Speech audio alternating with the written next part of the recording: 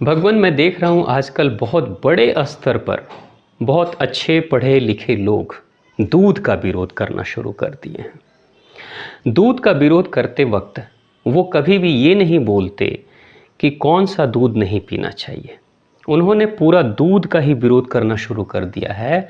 नतीजा ये हो रहा है, एक आम साधारण इंसान ये सोचता है कि दूध पीना गलत है, दूध पीना बुरा है, तो वो चाहे गाय भारत की देशी गाय हो या फिर कोई जर्सी फ्रीजियन विदेशी गाय हो, सबके दूध का बहिष्कार लोगों ने करना शुरू कर दिया है। धीरे धीरे दूध छोड़ते चले जा रहे हैं और लोगों को ये लगता है कि दूध पीना नुकसानदेह है। कुछ लोग ये भी कहने लगे हैं कि दूध शाकाहारी नहीं है, दूध मांसाहारी है।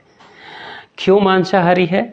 क्योंकि वो मांस से होकर आता है, यानी कि गौ माता के शरीर में जो मांस है उस मांस से होकर दूध गुजर रहा है, इसलिए वो मांसाहारी है।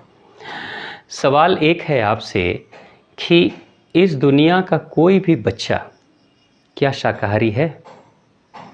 अगर मांस से निकलने वाला दूध मांसाहारी है तो हर वो स्त्री, हर वो माँ जो अपने बच्चे को दूध पिलाती है, उसके भी शरीर के मांस से ही दूध निकल रहा है। यानी प्रत्येक शिशु अपने जन्म के पहले दिन से ही मांसाहारी हो जाता है। मांस से निकल रहा है दूध तो मांसाहारी हो जाएगा, यानी कि मांस भक्षण कर रहे हो आप दूध पीकर, यानी कि दूध पीकर आप मांसाहारी भोजन कर रहे हो। यहाँ एक छोटी सी चीज़ समझ लेने की ज़रूरत है, भ्रमित होने की कोई बात इसमें नहीं है। मांसाहारी का मतलब होता है जो मांस का आहार करता है, मांस का भोजन करता है, मांस ही खाता है, उसको मांसाहारी कहते हैं। शाकाहारी का अर्थ होता है शाक सब्जी, हरी सब्जियां, शाक सब्जियों को जो खाता है उसको हम शाकाहारी कहते हैं। तो क्या कभी भी आप दूध पीते हो तो डायरेक्ट मांस ही खाते हो? मांस तो नहीं खाते हो ना, आप तो दूध पी रहे हो।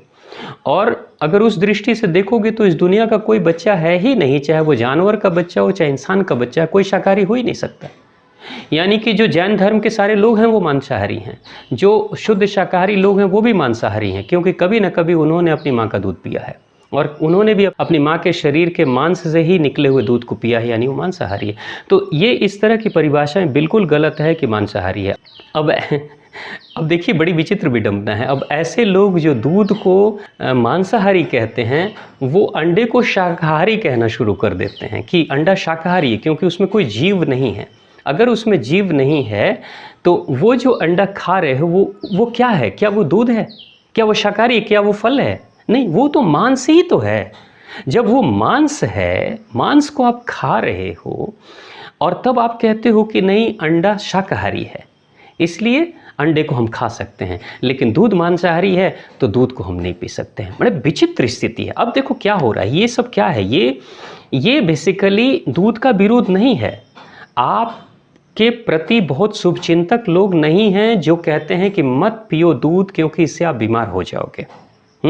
वो शुभचिंतक की बातें नहीं कर रहे हैं। बहुत बड़ा षड्यंत्र इसके पीछे कार्य कर रहा है। पहला षड्यंत्र ये कर रहा है कि पहले तो लोगों को धीरे धीरे दूध से दूर कर दो, और लोग जब दूध से दूर हो जाएंगे, दूध को छोड़ देंगे, तो सबसे पहली जो हत्या होगी वो हत्या होगी उन लोगों की जो छोटे दूध के व्यापारी हैं, जो गौशाला चलाते हैं, जिनसे कि उनके घर की रोजी रोटी चलती है या उनका परिवार चलता है। यानी कि जितने भी गौपालक हैं वो सब के सब धीरे धीरे चल के, क्योंकि उनके कस्टमर खत्म हो जाएंगे, लोग दूध पीना बंद कर देंगे और धीरे धीरे ये छोटे व्यापारी सारे के सारे बेरोज़गार हो जाएंगे और अंत में ख़त्म हो जाएंगे। जितने भी छोटे गौशालाएं हैं सारी बंद हो जाएंगी और बाद में ये व्यापार बंद हो जाएगा। अभी मैंने सुना है कि राजस्थान की सरकार ने ऐसा कोई नियम निकाला है कि एक से ज़्यादा गौ माता को आप अपने घर में नहीं रख सकते। अब जरा सोचिए, एक से ज़्यादा गौ माता को नहीं रख सकते और भारत में सबसे ज़्यादा और सबसे अच्छी नस्ल की जो गौ माताएँ हैं वो राजस्थान में पाई जाती हैं। अब वहाँ के लोग अचानक अपनी जो 2, 4, 5 गौ माताएँ हैं उनको कहाँ रखेंगे, कहाँ भेज देंगे? तो स्थिति क्या होगी कि धीरे धीरे ये सारी गौ माताएँ जो हैं वो आहिस्ते आहिस्ते उनको वहाँ से हटाना पड़ेगा, क्योंकि सरकार ने ऐसा रूल बना दिया है कि एक से ज़्यादा गौ माता को आप नहीं रख सकते हैं, यानी कि बाकी जो 2 4 5 हैं आपके घर में, उनको किसी भी एड़े टेढ़े दाम पे, है ना, उल्टे सीधे दाम पे बेच दो, हटा दो, या कहीं पे भी उनको भगा दो, क्योंकि अब वो गैर कानूनी हो गया है। अब ऐसे स्थिति में क्या होगा, वहाँ की जो आम जनता है वो धीरे धीरे गाय पालना बंद कर देगी, क्योंकि भाई एक गौ माता होगी तो उसका बछड़ा भी होगा, उसकी बछिया भी होगी, तो निश्चित तौर से उसकी संख्या धीरे धीरे बढ़ती चली जाएगी। तो इन्होंने तो, सरकार ने तो कानून बना दिया कि बस एक गौ माता रखोगे, एक से ज़्यादा नहीं रख सकते, तो बाकी क्या होगा, तो आहिस्ते आहिस्ते जो लोग घरों में अपने गौ माताओं को पाल रहे हैं वो सब धीरे धीरे बंद हो जाएंगे। और दूसरी चीज़ एक हो रही है कि अमेरिका जैसे देश और दूसरे कई सारे देश हैं जो भारत में राजस्थान से जो भारतीय नस्ल की गायें हैं उनको ही वो लेके जाते हैं। अब मुझे जो लग रहा है इसके पीछे बहुत बड़ा षड्यंत्र काम कर रहा है कि जैसे ही सरकार ने ऐसा कानून बनाया, वैसे ही लोग तो विवश होकर उन गौ माताओं को किसी भी भाव पे बेचने के लिए तैयार हो जाएंगे, अपने घर से उनको बाहर निकालना है, क्योंकि सरकार उनके ऊपर कानूनी कार्रवाई कर देगी। तो वो क्या करेंगे कि किसी भी एड़े डेढ़े दाम पे बेच देंगे। अब ये जो विदेशी लोग हैं, दूसरे देश के लोग हैं, ये इन गौ माताओं को खरीद कर ले जाएंगे, अपने देश में इनका पालन पोषण करेंगे, वहाँ इनका संवर्धन करेंगे, धीरे धीरे इनकी संख्या बढ़ाएंगे। और उसकी संख्या बढ़ाकर वो लोग क्या कर रहे हैं, यूएस, अमेरिका और दूसरे देश क्या कर रहे हैं कि गौ माताओं के दूध से अनेक तरह की औषधियाँ बना रहे हैं, गौमूत्र से औषधियाँ बना रहे हैं, उसके गोबर से औषधियाँ बना रहे हैं, इतना तक कि उनके स्किन से, उनके सींग से भी औषधियाँ तैयार हो रही हैं, है ना। कैंसर जैसी बीमारी की भी औषधियाँ गौमूत्र से बनाई जा रही हैं, ठीक है। तो इस देश से अच्छी अच्छी नस्ल की, जो भारतीय नस्ल की गायें हैं, उनको वो लेके चले जाएंगे, वहाँ पे उनका संवर्धन करेंगे, उनका विकास करेंगे। और तब तक भारत के कुछ पढ़े लिखे लोग जो लगातार गौ माता का विरोध कर रहे हैं और दूध का विरोध कर रहे हैं, ये कुछ सालों में इस प्रचार को कर करके स्थिति ऐसी ला देंगे कि धीरे धीरे लोग दूध पीना ही बंद कर देंगे, दूध खरीदना बंद कर देंगे, और जितने भी छोटे बड़े व्यापारी हैं, दूध बेचने वाले लोग, गौशाला चलाने वाले, सब के सब खत्म हो जाएंगे, यानी कि गौपालन बंद हो जाएगा। अब जब पूरी तरीके से गौपालन बंद हो जाएगा तब क्या होगा, अब दूसरे स्टेज का षड्यंत्र शुरू होगा भारत में। याद करिए जैसा पहले हुआ था, भारत के लोग देशी गौ माता के घी को खाया करते थे और स्वस्थ रहते थे, पहलवान भी घी खाते थे और स्वस्थ रहते थे। विदेशी कंपनियां जब आईं तो भारत के लोगों में ये प्रचार करना शुरू कर दी कि घी खाने से कोलेस्ट्रॉल बढ़ता है, बीमारी होती है, हार्ट अटैक होता है, और धीरे धीरे इस प्रचार को इतना किया गया कि बाद में चलकर लोगों ने घी खाना बंद कर दिया। और जब घी खाना बंद कर दिया तो फिर लोगों ने पूछा अब हम क्या खाएं, तो उनको दे दिया गया कि वनस्पति तेल खाओ, वनस्पति घी खाओ। अब लोगों ने वनस्पति घी खाना शुरू कर दिया। वनस्पति घी खाना शुरू कर दिया तो फिर क्या हुआ कि सच में कोलेस्ट्रॉल बढ़ना शुरू हो गया, सच में हार्ट अटैक आना शुरू हो गया, हार्ट अटैक के मरीजों की तादाद बढ़नी शुरू हो गई, हॉस्पिटल्स बनने शुरू हो गए, दवाइयाँ बनने लगी, और एक अच्छा फार्मास्यूटिकल कंपनियों का व्यापार चल पड़ा। और धीरे धीरे बहुत सारी बीमारियां हो गई, बहुत सारे हॉस्पिटल बन गए, बहुत सारी दवाइयां बन गई, और हार्ट अटैक के मरीज़ की तादाद कम नहीं हो रही है, दिन पे दिन बढ़ते चली जा रही है। तो अब वही लोग हैं, इसी समाज के लोग फिर से प्रचारित कर रहे हैं कि घी खाना शुरू करो, आप घी में कोई नुकसान नहीं, कोई प्रॉब्लम नहीं है। अब घी, पहले तो उन्होंने जो हर घर में घी उपलब्ध था उसको बंद करा दिया, अब वो कह रहे हैं कि अब देसी घी खाओ, देसी घी फ़ायदेमंद है। अब देसी घी लोग खाने के लिए जब फिर से दोबारा ढूंढ रहे हैं, तब तक तो मार्केट ख़त्म हो चुका है, वो घर घर में देसी घी जो बना करता था वो सारा कुछ बंद हो चुका है। तो अब देसी घी खाने के लिए लोगों को बड़ी बड़ी कंपनियों के शरण में जाना पड़ रहा है, और लोग बड़ी बड़ी कंपनियों से देसी घी खरीद कर खा रहे हैं। यही सेम चीज़ हुआ था भारत के टूथपेस्ट के साथ में। भारत में लोग कोयले से, रेत से और दातून वगैरह किया करते थे, जिससे कि दांत की सफाई करते थे।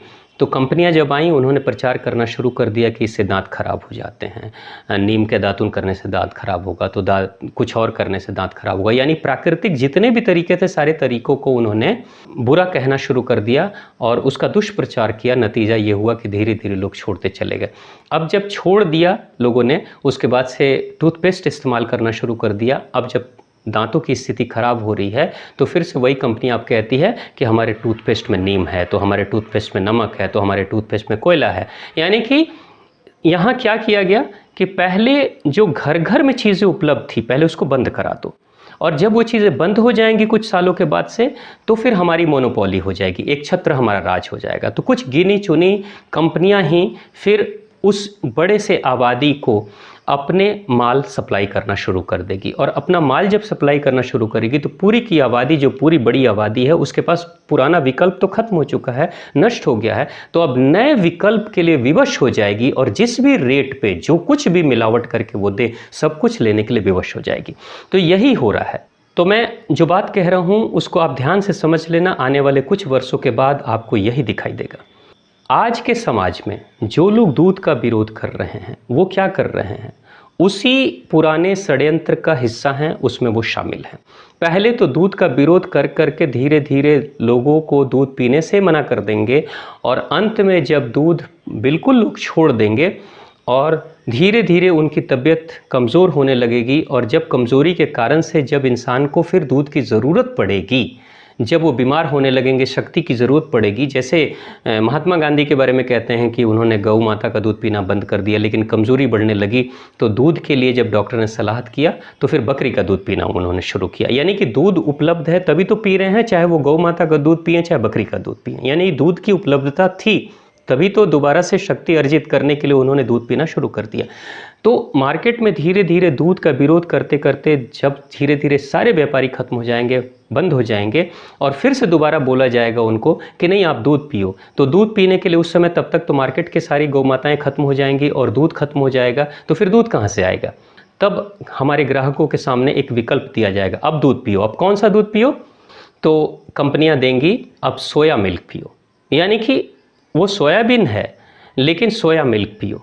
तब कहेंगे आलमंड मिल्क पियो, तब कहेंगे कोकोनट मिल्क पियो, नारियल का दूध पियो। यानी कि दूध का विरोध करते करते सारी गौ माताओं को पहले खत्म कर दो, छोटे बड़े व्यापारियों को खत्म कर दो, नष्ट कर दो, और जब सब कुछ खत्म हो जाए तब तो हमारा एक छत्र राज होगा। कुछ गिने चुनी बड़ी कंपनियां होंगी, वो सोयाबीन मिल्क बनाएंगी, तो कोई आलमंड मिल्क बनाएगा, तो कोई कोकोनट मिल्क बनाएगा, और फिर दोबारा से उस मार्केट में मिल्क के यानी कि दूध के उस विकल्प को जिसको इन्होंने नष्ट कर दिया कुछ वर्षों में, उस विकल्प की फिर से पूर्ति के लिए अपने प्रोडक्ट को मार्केट में लॉन्च कर देंगे, और अपने प्रोडक्ट को मार्केट में लॉन्च करके कहेंगे कि ये दूध पियो। यानी कि एक बार पुनः इन कंपनियों के प्रोडक्ट को मार्केट में लाने के लिए ही इस तरह के दुष्प्रचार किए जा रहे हैं जिसमें दूध का विरोध हो रहा है। मैं भी मानता हूं कि जो विदेशी गायों का दूध है वो फायदेमंद नहीं है, लेकिन आप जब दूध का विरोध करते हो तो उसमें देशी गौ माता का भी दूध चला आता है। लोग अगर दूध छोड़ेंगे तो वो देशी गौ माता का भी दूध छोड़ देंगे, और नतीजा ये होगा कि राजस्थान गुजरात के जो बड़े बड़े गौपालक हैं उनकी ज़िंदगी, उनकी रोज़ी रोटी खत्म होगी, साथ में भारत से गौ माताएँ चली जाएंगी, खत्म हो जाएंगी। और जब भारत की गौ माताएँ सारी खत्म हो जाएंगी तो उस समय जो यूएस, अमेरिका और विदेश के दूसरे जो लोग हैं जो भारतीय नस्ल को पाल रहे हैं, वो बाद में चलकर कैंसर की दवाई के गौमूत्र वाली जो दवाई हैं उसको लाकर वो बहुत महंगे रेट पे भारत में बेचेंगे, तब उसका ब्लैक मार्केट होना शुरू हो जाएगा। क्यों? क्योंकि आपने समझदारी का इस्तेमाल नहीं किया और अपने मार्केट को, अपने घर को तबाह कर दिया, और जब आपका घर तबाह हो जाएगा तो आपकी घर की ज़रूरतों को पूरी करने के लिए बाद में ये कंपनियां आएंगी, और जिस रेट में वो बोलेंगी उस रेट में आप विवश हो जाओगे उनके प्रोडक्ट को लेने के लिए। यही षड्यंत्र भारत में हो रहा है। जो घी के साथ षड्यंत्र हुआ था और घी को रिप्लेस करके वनस्पति ऑयल, फिर रिफाइन, फिर ट्रिपल रिफाइन लाया गया, और फिर से दोबारा से घी आ रहा है। जो टूथपेस्ट के साथ हुआ वही षड्यंत्र फिर से दोबारा होगा, यही गौ माताओं के साथ में होगा। तो ये जो जितने भी दूध हैं जो फैक्ट्री में दूध बन सकते हैं, जैसे सोयाबीन मिल्क वो फैक्ट्री में बन सकता है, जैसे कोकोनट मिल्क उसको बनाया जा सकता है, जैसे आलमंड मिल्क, ये सब बनाकर इस नेचुरल मिल्क को ख़त्म करके उस मिल्क को जो प्लांट बेस्ड दूध होगा, उस प्लांट बेस्ड वनस्पति से मिलने वाले दूध को, जबकि वो दूध नहीं है, वो उसका जूस है, वो दूध नहीं। दूध तो वो होता है जो गौ माता के शरीर से निकलता है, जो किसी भी जीव जंतु के शरीर से निकलता है उसी को दूध कहते हैं। दूध हम प्लांट से निकलने वाले को हम दूध नहीं कहते हैं, वो जूस है, वो उसका रस है। तो दूध का नाम देकर, जैसे आपने देखा होगा कि कई लोग पनीर बेचते हैं और कई लोग सोयाबीन को भी सोयाबीन पनीर बोलते हैं, यानी कि सोयाबीन के भी पनीर बना लेते हैं, पनीर जैसा दिखता है, रंग रूप स्वाद तो अलग होता है, लेकिन उसको कहते हैं ये सोया पनीर है। लेकिन पनीर जो बनता है वो तो सिर्फ दूध का ही बनता है। तो दूध के विकल्प को नष्ट करने के लिए, ख़त्म करने के लिए, गौ माताओं को, भारत की गौ माताओं को ख़त्म करने के लिए ये सारा प्रचार किया जा रहा है। इसमें बहुत बड़ी बड़ी विदेशी कंपनियां हैं जो ऐसे लोगों को प्रचारित कर रही। और दूसरी सबसे बड़ी आश्चर्य की बात, कुछ लोगों ने तो ये भी कहना शुरू कर दिया है कि दूध पीना बंद करो, बियर पिया करो, क्योंकि बियर ज़्यादा फायदेमंद है, दूध से भी ज़्यादा फायदेमंद है। अब देखो, ये प्रचार करने वाले लोग क्या कर रहे हैं, दूध का विरोध कर रहे हैं, दूसरी तरफ में बियर का प्रचार कर रहे हैं। यानी कि वो किसी इंडस्ट्री को, किसी बड़े व्यापारी को, उसकी इंडस्ट्री चलाने के लिए वो बियर का प्रचार कर रहे हैं कि बियर पीना शुरू कर दो। और बियर पीना जब लोग शुरू कर देंगे तो आप सोचो कि क्या कोई दुनिया की ऐसी बियर है जिसके पीने से, जिसमें अल्कोहल की मात्रा न हो और जिसके पीने से लीवर खराब ना हो। हर वो केमिकल जो शरीर के अंदर जाता है, वो चाहे दवाई के रूप में जाए, चाहे बियर के रूप में जाए, चाहे शराब के रूप में जाए, वो किसी न किसी रूप में अपने लीवर को ख़राब करता ही है, पीने वाले व्यक्ति के लीवर को ख़राब करता ही है। तो इस तरह के जो दुष्प्रचार, भ्रमित कर देने वाले प्रचार हो रहे हैं, बिल्कुल इसको एक षड्यंत्र मानकर निरस्त करें और जो पुरानी परंपराएं हमारी चल रही हैं उसका ही पालन करें और फिर से दोबारा से भारत की देशी नस्ल की गायों का संवर्धन करें, इनको बचा कर रखें। नहीं तो जब ये नहीं बचेंगी, भारत में नहीं बचेंगी, तो उस समय भारत के लोगों की इतनी बड़ी आबादी को फिर से दोबारा से आपूर्ति देने के लिए हमें निर्भर होना पड़ेगा अमेरिका और दूसरे देश के लोगों के ऊपर जो गौपालन कर रहे हैं और भारतीय नस्ल की गौपालन कर रहे हैं।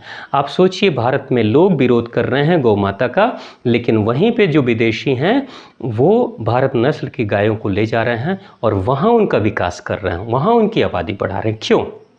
यानी आपको आपकी गौ माताओं से दूर किया जा रहा है, आपकी नज़रों में गौ माताओं का महत्व कम किया जा रहा है ताकि आप उनको हटा दो, किसी भी रेट पर बेच डालो और दूसरे जो विदेशी हैं वो सस्ते रेट पे लेकर जाएंगे, वहाँ उनका संवर्धन करेंगे, उनका विकास करेंगे और जब कुछ वर्षों के बाद जब आपकी सारी देसी नस्ल की गायें खत्म हो जाएंगी, जब आपके पास कैंसर की दवाइयों के रूप में गौमूत्र की औषधियाँ नहीं रहेंगी, जब गोबर वाली औषधियाँ और खाद नहीं रहेंगी आपके पास में, तो अंत में जब आप फिर से दोबारा से अपनी मांग को पूरी करने के लिए, आपूर्ति को पूरी करने के लिए जब डिमांड करोगे, तब वो कंपनियां चली आएंगी कि हम उपलब्ध कराएंगे। जैसे वो आज की तारीख में वो बड़ी बड़ी कंपनियां घी उपलब्ध करा रही हैं। यानी पहले छोटे घरेलू घी को बंद कराया और अब इंडस्ट्रियल घी आपके घरों में पहुंचा रहे हैं। तो इंडस्ट्री को बढ़ाने के लिए ही, एक आम जनता की रोजी रोटी छीनने के लिए ही इस तरह के दूध के विरोध में प्रचार किया जा रहा है। तो दूध के विरोध में प्रचार करने वाले लोगों से सावधान रहें और देसी नस्ल की गायों को बचा कर रखें और हो सके तो उनके ही दूध का सेवन ज़्यादा से ज़्यादा मात्रा में करें। और अगर हम लोग ऐसा नहीं करेंगे, अगर दूध का ऐसे ही हम लोग विरोध करते रहेंगे, तो कुछ समय के बाद से जब दूध का विकल्प खत्म हो जाएगा तो बाद में क्या होगा, धीरे धीरे हमारे बच्चों के जीवन में अंधकार लाने के लिए हम ही जिम्मेदार होंगे। क्योंकि हम ही होंगे इस तरह के दुष्प्रचार का बढ़ावा करके हम अपने बच्चों के ज़िंदगी में कालीमा लाने की तैयारी कर रहे हैं और उनका भविष्य बिल्कुल काला हो जाएगा, अंधकारमय हो जाएगा। तो सतर्क रहें, क्योंकि ये बहुत बड़ा षड्यंत्र चल रहा है। इस षड्यंत्र से अपने आप को बचाएं। धन्यवाद। आपका दिन शुभ हो। जय गौ माता की।